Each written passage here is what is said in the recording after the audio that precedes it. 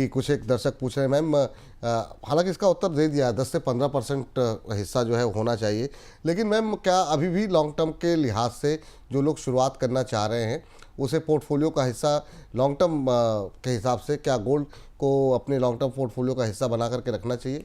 जैसे लोग इक्विटी में तय करते हैं वैसे ही क्या गोल्ड को भी होना चाहिए? एक्चुअली विपुल, अगर देखा जाए ना तो एक प्रोबेबिलिटी रिटर्न का एक डेटा आया था हम्म। जिसमें अगर हम देखें तो 10 इयर्स एंड 15 इयर्स होराइजन में अगर देखा जाए तो Nifty returns are still stagnant, जिसका 10 और 12% रिटर्न निफ्टी का, उसकी प्रोबेबिलिटी इज मोर देन 50-60%। लेकिन gold as an asset class अगर पोर्टफोलियो में 10 साल या 15 साल तक का रखने का अगर हम ये देखते हैं तो उसकी रिटर्न प्रोबेबिलिटी कि वो 12% रिटर्न देगा वो काफी कम है in comparison to Nifty. So long term में शायद आपको वो स्टैग्नेंसी वाले रिटर्न्स नहीं दिखने को मिलेंगे, लेकिन शॉर्ट टर्म में, और हमने ये देखा भी है टाइम एंड अगेन कि वॉलेटाइल पीरियड्स में गोल्ड रिटर्न्स दे रहा है। सो हम टाइम एंड अगेन यही कहते हैं कि it's an hedge against inflation, it's a safe haven.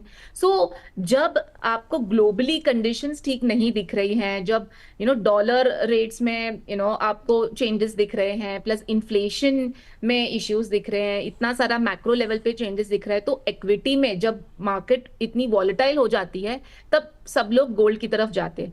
So short term bet definitely कर सकते हैं, but long term bigger bets करना is little risky for gold in comparison to Nifty.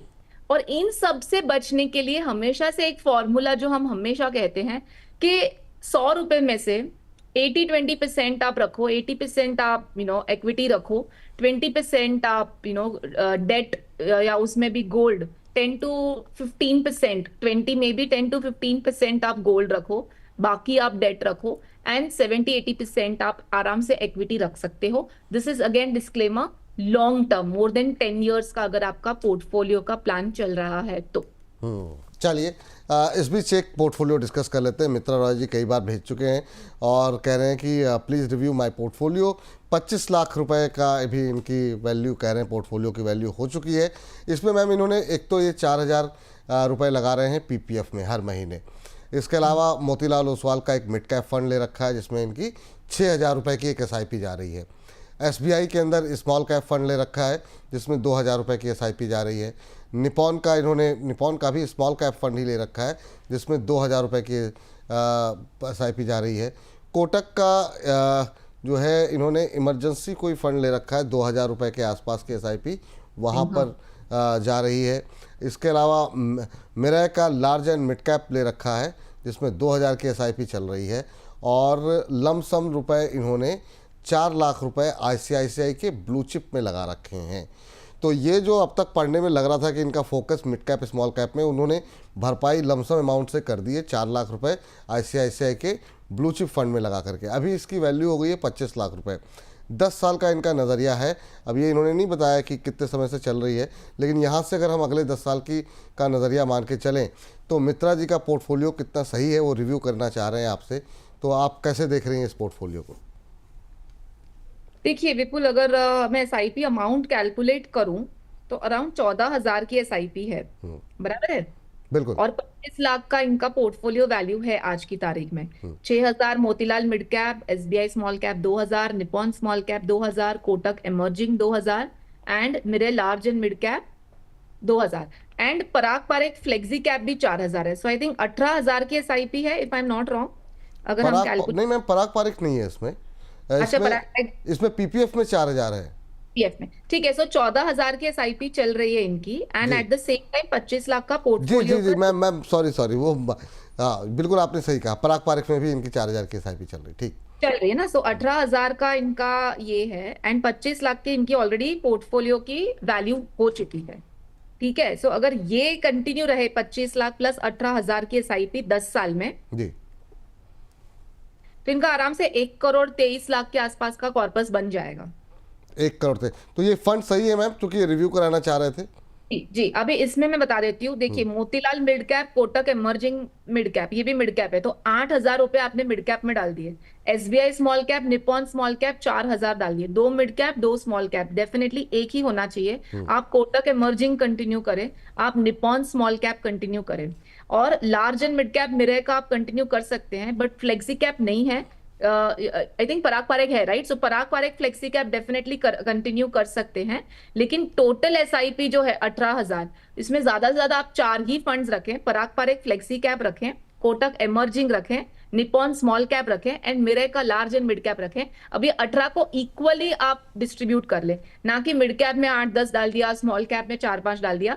Equally इसको distribute करें। एंड जो ICICI blue chip है वो भले पड़ा है, वो एक लार्ज कैप है, एंड अच्छे ब्लू चिप का भी उसमें डाइवर्सिफिकेशन आ जाता है। सो 1,23,00,000 के आसपास का आपका कॉर्पस बन जाएगा। बन जाएगा। चलिए, तो उम्मीद करते हैं आप संतुष्ट होंगे अपने उत्तर से। इस बीच बहुत सारे दर्शक सिर्फ आपको नमस्कार कर रहे हैं। सुनील जी नमस्कार कर रहे हैं, राजू व्यास जी नमस्कार कर रहे हैं, कह रहे हैं आपका आभार।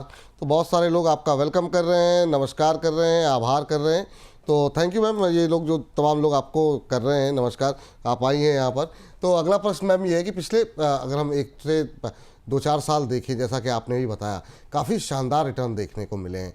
लेकिन अब सवाल ये आता है कि आगे का फ्यूचर क्या है गोल्ड का, और आपका एनालिसिस क्या कहता है कि आगे गोल्ड का प्रदर्शन किस तरीके से देखने को मिल सकता है, क्योंकि अब बहुत महंगा हो गया है। Again future is again depending on the volatility. Next 3 months में किस तरीके से वॉलेटाइल चल रही है मार्केट, सो उस हिसाब से डिपेंड करता है। लेकिन अगेन जैसे कहा कि एक डिप डेफिनेटली एक्सपेक्टेड है, लेकिन eight the same time year and तक भी अगेन हम वो डिप के बाद गोल्ड में फिर से एक तेजी देखने को हमको मिल सकती है। So I would said any time be invested in gold. ऐसा नहीं है कि गोल्ड पोर्टफोलियो से कंप्लीटली जाना चाहिए। अगर आप प्रॉफिट बुक कर भी रहे हैं, जैसे ही आपको 10-12%, 15% का एक डिप मिल रहा है, आप एंट्री ले लें। और जिसकी एसआईपी चल रही है, आप आपके पोर्टफोलियो का 10-15% के परसेंटेज के हिसाब से वो एसआईपी कंटिन्यू करें। अगर वो कम है तो बढ़ा सकते हैं, बट जो लमसम है वो प्रॉफिट बुक कर भी रहे हैं तो डिप्स पे बाय करना भूले नहीं।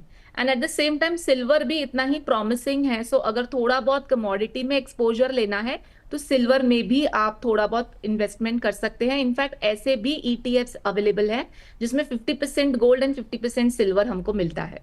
ठीक, तो ये ज़्यादा बेहतर विकल्प होगा अगर जो लोग गोल्ड और सिल्वर दोनों में पैसे लगाना चाह रहे हैं। हमारे एक दर्शक हैं, वो ये जानना चाह रहे हैं कि मैं अपना पहला इन्वेस्टमेंट करने जा रहा हूँ।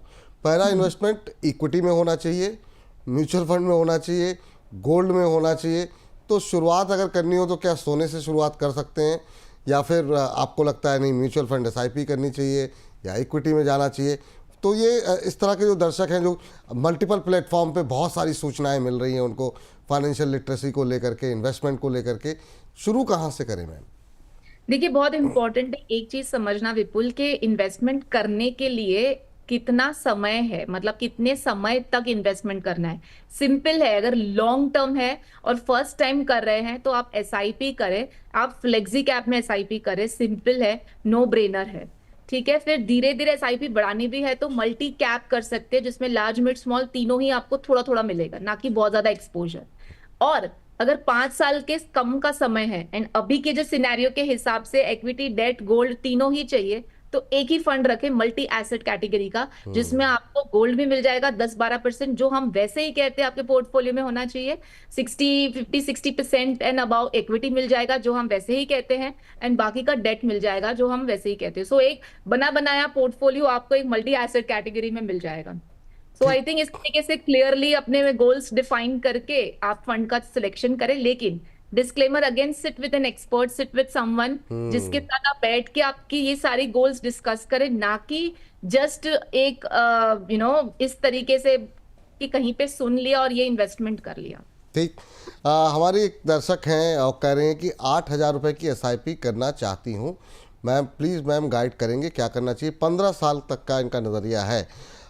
तो मैम अगर ये 8,000 की एसआईपी करना चाह रही हैं, तो किस तरीके से इनको डिस्ट्रीब्यूट करना चाहिए? और इसमें क्या, चूँकि आज अक्षय तृतीया है, हम लोग बात गोल्ड की कर रहे हैं, इसमें क्या गोल्ड के लिए भी कोई सजेशन रहेगा आपकी तरफ से? देखिए 8,000 की एसआईपी 15 साल में विपुल अराउंड 40 लाख के आसपास की राशि जुटा लेगी। तो सबसे पहले यहीं पे समझना है कि गोल इनका मैच हो रहा है, इनको बढ़ाना है, कम करना है, अकॉर्डिंगली एसआईपी को वो ऑल्टर कर सकती हैं या स्टेप अप कर सकती हैं। 4 फंड्स ले लें, फर्स्ट टाइमर है तो जी। Flexi cap, mid cap, large and mid cap and एक कॉन्ट्रा स्ट्रैटेजी या वैल्यू स्ट्रैटेजी। फर्स्ट टाइमर है तो मैं स्मॉल कैप नहीं सजेस्ट करती हूँ, या तो फिर fourth fund could be a multi cap fund जिसमें आपको थोड़ा 25% स्मॉल कैप भी मिल जाएगा। ठीक, तो उम्मीद करते हैं कि ये नंबर, ये जो जितने भी आपको बताए गए हैं उसको आप नोट डाउन कर लीजिए। आज नहीं, कल नहीं, अपने किसी फाइनेंशियल प्लानर के साथ डिस्कस करना चाहती हैं उसको डिस्कस करके, लेकिन हाँ जितनी जल्दी शुरू करेंगी उतना अच्छा आपके लिए रहेगा, ताकि सही समय पे आपके पास सही अमाउंट जो है वो इकट्ठा हो जाए। मैम, लेकिन अब सवाल यहाँ पर ये आता है कि अगर कोई फर्स्ट टाइम जो निवेशक है जो गोल्ड की रैली को देख रहा है, अगर उसे गोल्ड फंड में एसआईपी शुरू करना चाह रहा है, तो क्या उसे वेट करना चाहिए गोल्ड के नीचे आने का, जैसा कि हमने आपको बताया बहुत सारे एक्सपर्ट कह रहे हैं 10-15% का करेक्शन आने वाला है, या फिर यही समय जो है या कोई भी समय सही समय होता है अगर आप पहला निवेश करने जा रहे हैं तो एसआईपी के देखिए, लिए? हाँ मेरे हिसाब से विपुल एसआईपी के लिए कोई सही समय नहीं होना चाहिए, बिकॉज इट्स लाइक एक दिन एक महीने का। अब उस महीने पे आपका क्या रेट चल रहा है, नेक्स्ट मंथ यही टाइम पे क्या होगा, तो वो हम कभी टाइम नहीं कर पाएंगे। हम कहते हैं ना, we can not time the market, so better be invested in the market. So SIP के लिए मेरे हिसाब से अगर आप सोच रहे हैं, जैसे हमने कहा, अगर आपके पोर्टफोलियो में 100 रुपए है तो आप 10 से 15 रुपए गोल्ड में डाल सकते हैं। तो उस हिसाब से कितना डालना वो आप देख लें, लेकिन कब डालना उसका वेट मत करें, आप शुरू कर दें। गोल्ड म्यूचुअल फंड में आप एसआईपी शुरू कर सकते हैं, लेकिन लमसम जो एक मुश्त है जैसे हमने कहा, उसको आप थोड़ा, जिस तरीके से मार्केट वॉलेटिलिटी, ग्लोबल वॉलेटिलिटी चल रही है, अभी हमने जैसे कहा थोड़ा बहुत प्रॉफिट बुक करके डिप जैसे जैसे दिखेंगे तब एंट्री ले। तो लमसम को एंट्री कब देनी वो थोड़ा बहुत सोचने की जरूरत है। काफी टाइम इस तरीके के ओकेजन्स पे एक ऐसा हो जाता है बस खरीदना ही है, but it is not necessary. Even if आपके पोर्टफोलियो में ये है तो वो भी तो एक ऑस्पिशियस चीज है ना, that you have in your portfolio.